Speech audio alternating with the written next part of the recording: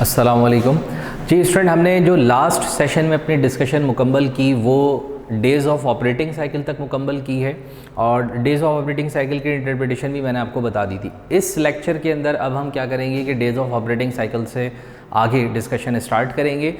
Although कि it is a part of also assets management ratio, ठीक, लेकिन days of operating cycle यहाँ मुकम्मल हो चुका है। अब अगर हम इसकी फोर्थ रेशो पर बात करें तो वो है total assets turnover.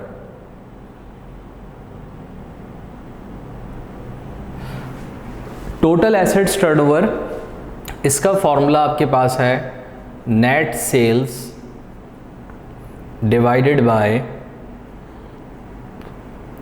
Average total assets. इसमें हमने क्या करना है कि नेट सेल्स को डिवाइड करवाना है एवरेज टोटल एसेट्स पे। अब ये नेट सेल्स क्या होती है, एवरेज टोटल एसेट्स क्या होते हैं, इस पे डिस्कशन है। नेट क्रेडिट सेल और नेट सेल के दरमियान फ़र्क है। नेट क्रेडिट सेल सिर्फ वो सेल है जो क्रेडिट पर यानी उधार पर की गई है, जबकि नेट सेल में वो सेल भी इंक्लूड हो जाएगी जो कैश पर भी हो। इसका मतलब नेट सेल ज़्यादा ब्रॉडर टर्म है, इसके अंदर कैश और क्रेडिट दोनों किस्म की सेल्स जो हैं वो ऐड होंगी। तो आपके पास जो सेल्स है वो फॉर एग्ज़ाम्पल 8 लाख रुपीज़ की है, क्रेडिट और कैश वाली मिलाकर। एवरेज टोटल एसेट्स कि कंपनी के पास जो टोटल एसेट्स मौजूद हैं, सिर्फ करंट नहीं फिक्स मिलाकर टोटल एसेट्स, वो फ़र्ज़ कर लें कि 4 लाख का उस एवरेज बनता है जो मौजूद हैं, तो डिवाइड कराकर इसका आंसर आ रहा है 2 टाइम्स।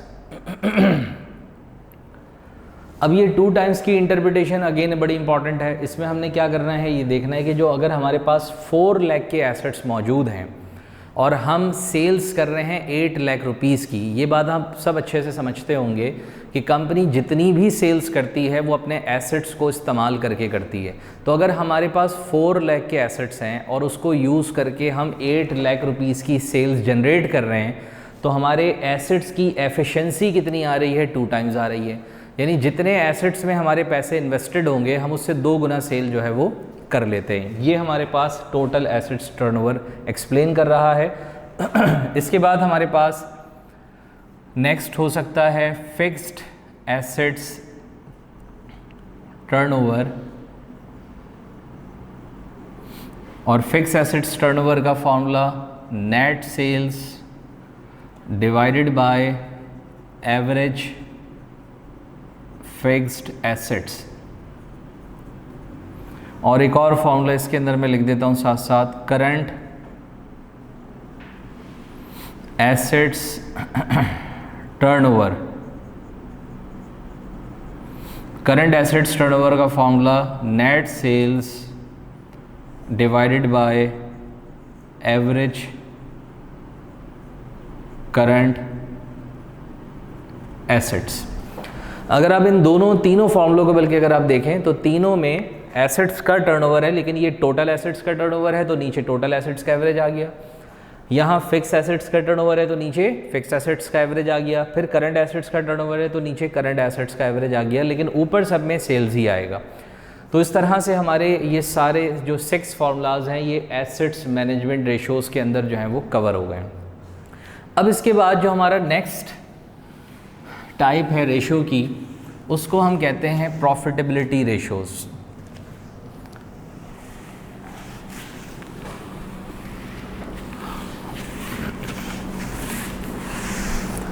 प्रॉफिटेबिलिटी रेशोज़ कंपनी की प्रॉफिटेबिलिटी यानी परफॉर्मेंस बताते हैं कि कंपनी परफॉर्म कितना अच्छा कर रही है। इसको समझने के लिए हमने पढ़ना होगा प्रॉफिटेबिलिटी रेशोज़।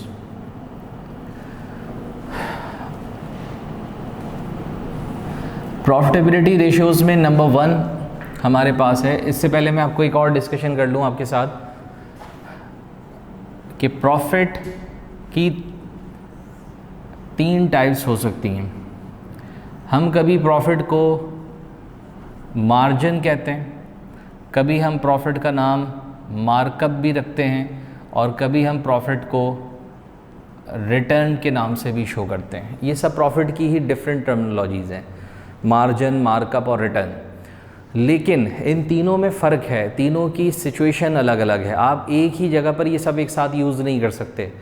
प्रॉफिट मार्जिन उस कंडीशन में कहलाता है जब आप अपने प्रॉफिट को सेल्स की बुनियाद पर रिपोर्ट करें। अगर आप इसकी बेस जो है वो सेल्स को बनाएंगे तो मार्जिन कहलाएगा।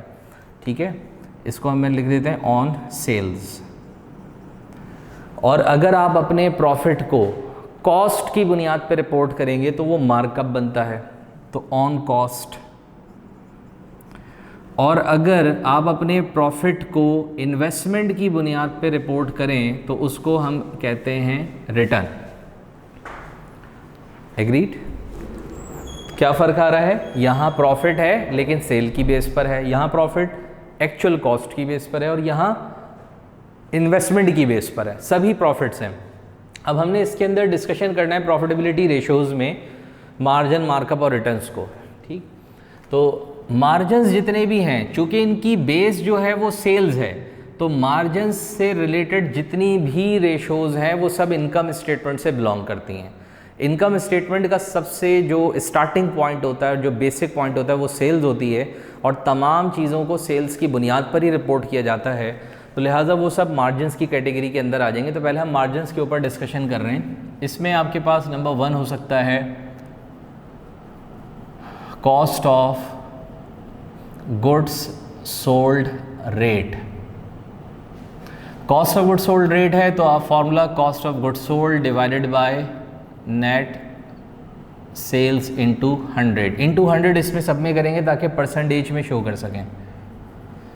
नेक्स्ट इसके अंदर आपके पास हो सकता है ग्रॉस प्रॉफिट रेट। अगर हम ग्रॉस प्रॉफिट की रिपोर्टिंग करेंगे तो formula gross profit divided by net sales into 100 होगा। इसी तरीके से नेक्स्ट अगर आप ऑपरेटिंग एक्सपेंस रेट कैलकुलेट करना चाहेंगे तो फॉर्मूला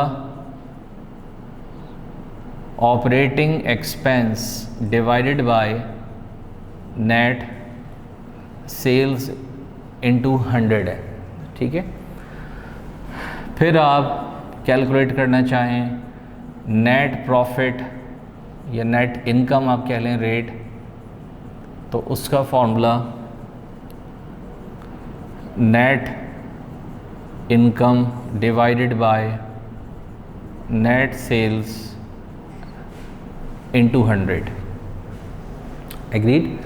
ये सारे जो आपके पास फॉर्मूलाज हैं इन सब का मार्जिन से लिंक है, यानी सेल्स की बेस पर ये सारा काम हो रहा है। आप देख सकते हैं इन सारे फॉर्मूलाज की जो बेस है वो सेल्स है, और ऊपर हम इनकम स्टेटमेंट के मुख्तलिफ कंपोनेंट्स रखते चले जा रहे हैं। तो ये सब हमारे पास परसेंटेज में आंसर रिपोर्ट होते चले जाएंगे।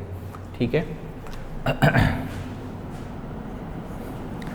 अच्छा, अब हमारे पास फॉर्मूला हो सकता है रिटर्न ऑन एसेट्स। अब रिटर्न भी आपको बताया था कि रिटर्न भी प्रॉफिट ही होता है, लेकिन उसकी जो बेस है वो होती है इन्वेस्टमेंट, और इन्वेस्टमेंट हमारी कहाँ होती है? एसेट्स के अंदर। तो रिटर्न ऑन एसेट्स अगर हम कैलकुलेट करें तो उसका फॉर्मूला है ऑपरेटिंग इनकम। अच्छा, गौर कर रहे हैं कि ये नेट इनकम नहीं है, ऑपरेटिंग इनकम है। तो ऑपरेटिंग इनकम को हम डिवाइड अगर करते हैं एवरेज टोटल एसेट्स पर और इनटू 100 कराते हैं, तो ये आपके पास रिटर्न बन जाएगा कि आपकी इन्वेस्टमेंट जो टोटल एसेट्स में हुई है उस पे कितना रिटर्न आया है। इसके बाद नेक्स्ट है रिटर्न ऑन इक्विटी। इक्विटी का रिटर्न जो है वो कितना आ रहा है, इसको देखने के लिए आप नेट इनकम या नेट प्रॉफिट को ऊपर रखेंगे और डिवाइड करवाएंगे average shares holder equity into 100। अब आप गौर कर रहे हैं कि यहाँ टोटल एसेट्स में होने वाली इन्वेस्टमेंट रखी गई है और टोटल एसेट्स में ओनर के पैसे भी होते हैं और क्रेडिटर्स यानी जो आपको लोन दे रहे होते हैं, डेट्स दे रहे होते हैं, कर्जा दे रहे होते हैं, उनके पैसे भी होते हैं।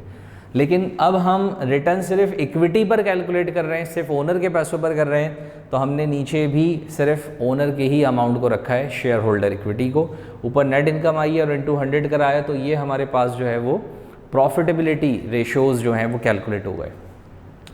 इसके बाद जो नेक्स्ट स्टेप है हमारा वो है long term solvency ratios. Long term solvency ratios जो हैं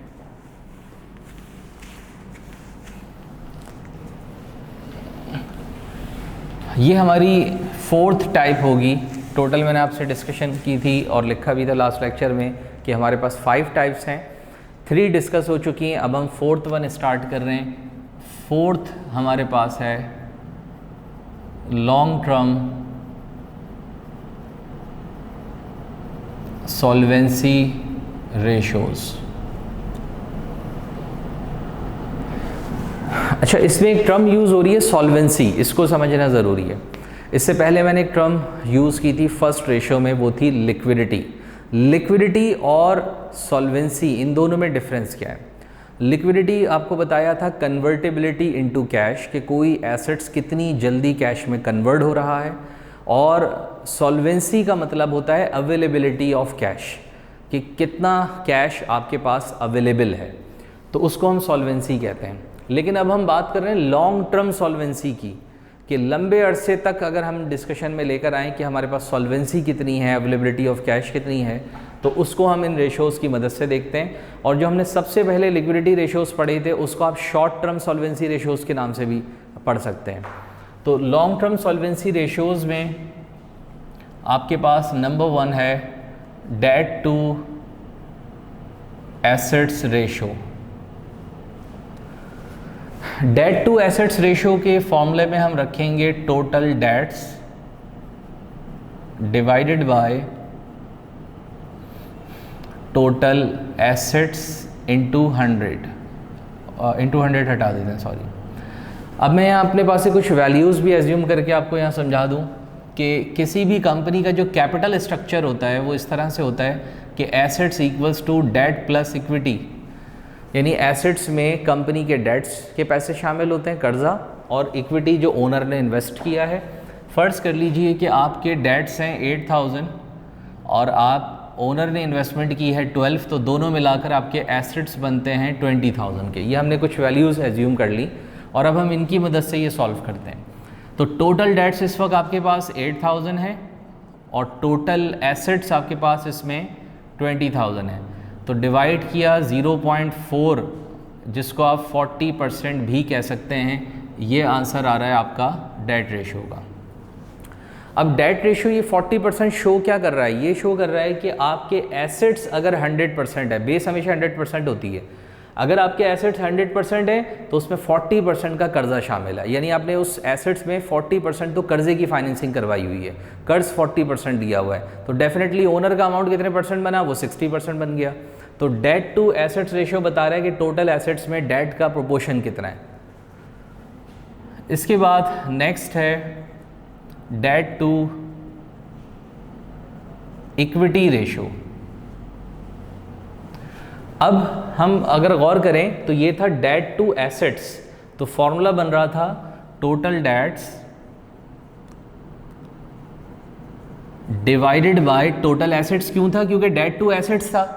अब डेट टू इक्विटी है तो total debts divided bye share holder equity रखेंगे, यानी ओनर की इन्वेस्टमेंट्स रखेंगे। अब आप यानी अब आप अपने कर्जों को ओनर की इन्वेस्टमेंट से कंपेयर कर रहे हैं। तो अब इसी इक्वेशन में आपके टोटल डेट्स हैं 8000 और ओनर की इन्वेस्टमेंट है 12000, तो डिवाइड करें तो 0.666, जिसको आप 66% भी कह सकते हैं, ये आपके पास आ रहा है डेट टू इक्विटी रेशियो। ठीक है।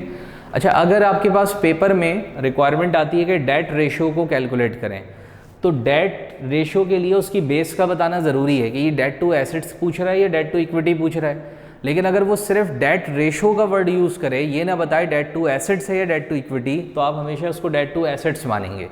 इसका मतलब ये हुआ डेट टू इक्विटी जब तक पूरा लिखा हुआ ना मिले आप डेट टू इक्विटी रेशो नहीं कैलकुलेट करते। नेक्स्ट इसमें है आपके पास इक्विटी रेशो। इक्विटी रेशो का फॉर्मूला है shares holder equity divided by total assets. अब आप ओनर के पैसों को टोटल एसेट से कंपेयर कर रहे हैं। अब आप वहाँ देखिए कि टोटल एसेट्स हैं 20,000 और इक्विटी जो है वो आपके पास ओनर की 12,000 की है, तो डिवाइड करने पे 0.6 जिसको परसेंटेज में कन्वर्ट कर लें तो 60%। इसका मतलब ये हुआ कि टोटल एसेट्स में जो ओनर की इन्वेस्टमेंट है वो 60% है। लोन था उसमें 40%, ओनर की इन्वेस्टमेंट है 60%, 100% फाइनेंसिंग पूरी हो गई।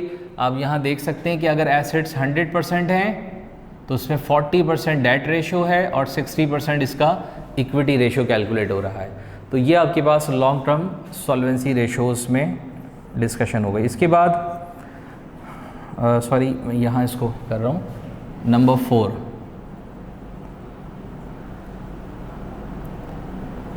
बुक वैल्यू पर शेयर। एक शेयर की बुक की क्या वैल्यू कैलकुलेट हो रही है, तो इसका फॉर्मूला है share holder equity divided by number of outstanding stock. अब शेयर होल्डर इक्विटी ओनर का इन्वेस्टेड अमाउंट है और डिवाइडेड बाय करना है नंबर ऑफ आउटस्टैंडिंग स्टॉक पे। फ़र्ज़ कर लीजिए कि आपके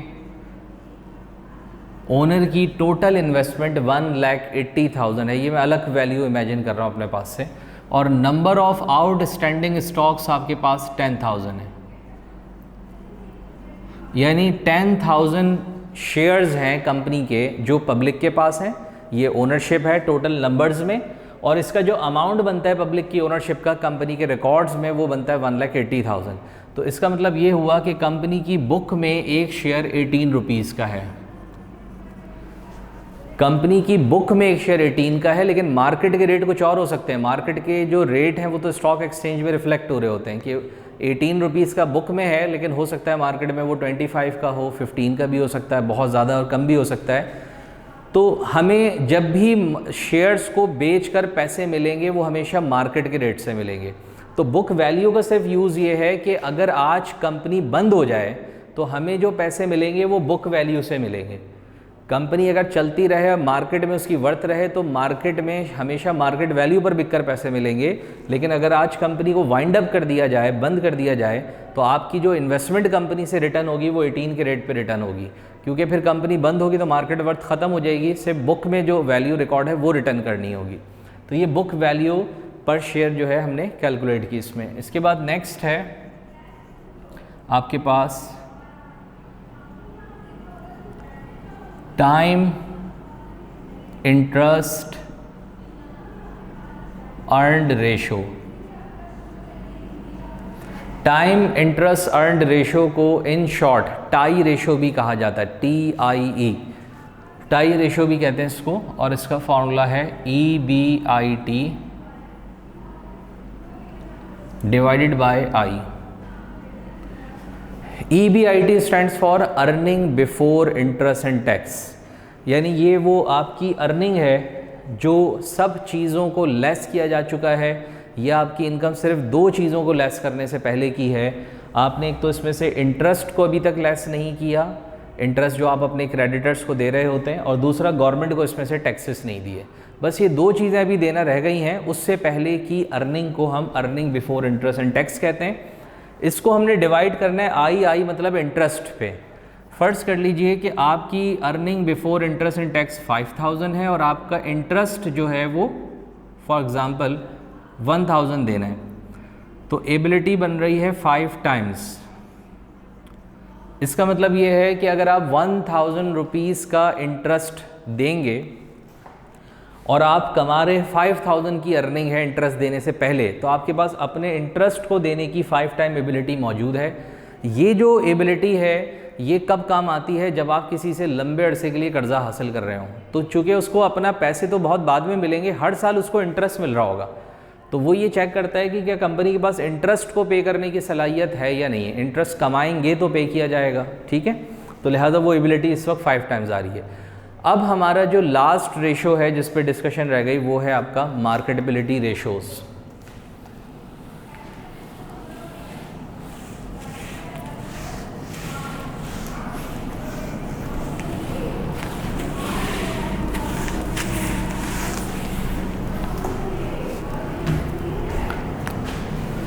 लास्ट रेशियो है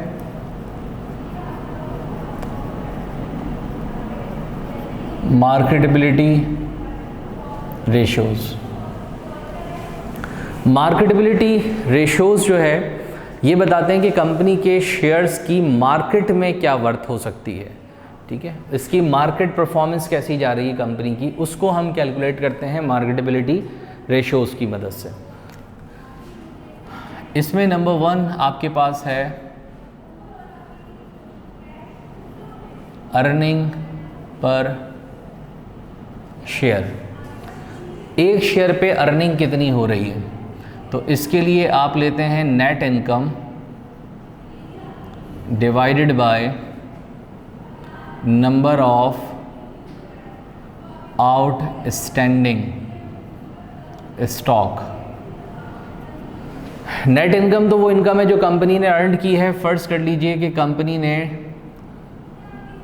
2 लाख रुपीज़ की इनकम को अर्न किया है और कंपनी के जो शेयर्स पब्लिक ने होल्ड किए हुए हैं, जो पब्लिक के पास शेयर्स हैं, वो मैंने प्रीवियस एग्जाम्पल में भी लिखा था 10,000 है।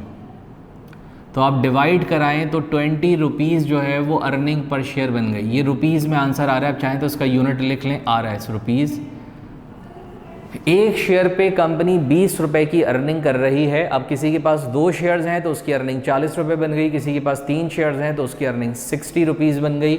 इस तरह से ये पर शेयर अर्निंग निकल गई है। तो अब नंबर ऑफ शेयर्स की मदद से आपकी अर्निंग आ सकती है। नेक्स्ट है डिविडेंड पर शेयर। अब डिविडेंड कैलकुलेट करने के एक शेयर पे आपको कितना मिल रहा है, इसके लिए dividend declared divided by number of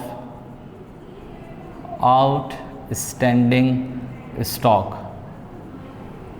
जब भी आप पर शेयर कोई भी चीज़ कैलकुलेट करेंगे तो नीचे नंबर ऑफ आउटस्टैंडिंग स्टॉक आएगा हर फॉर्मूले में, total shares.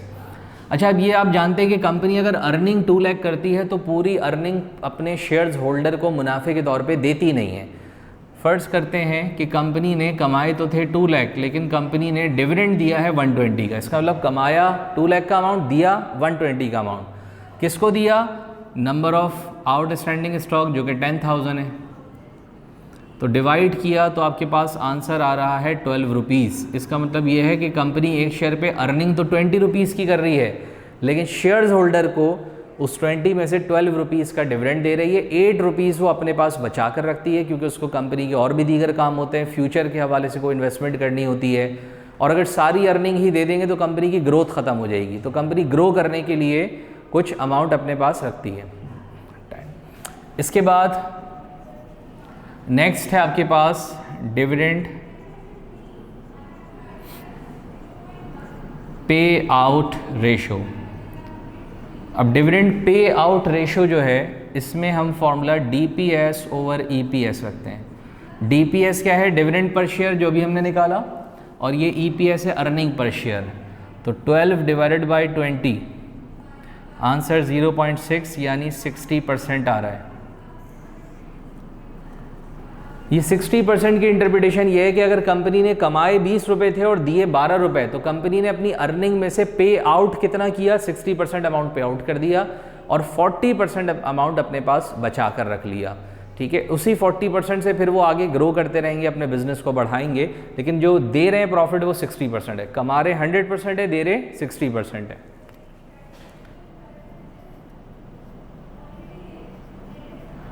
Dividend yield ratio,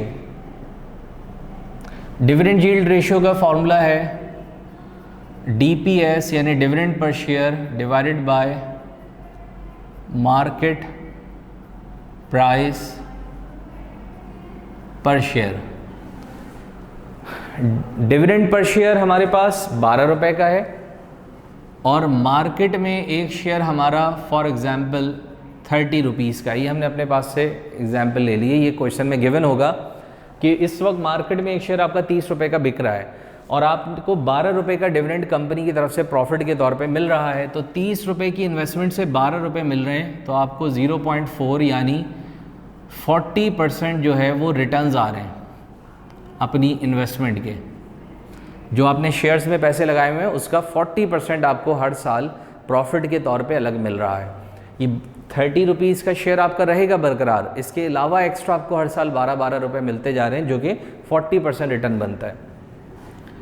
और नेक्स्ट है आपके पास प्राइस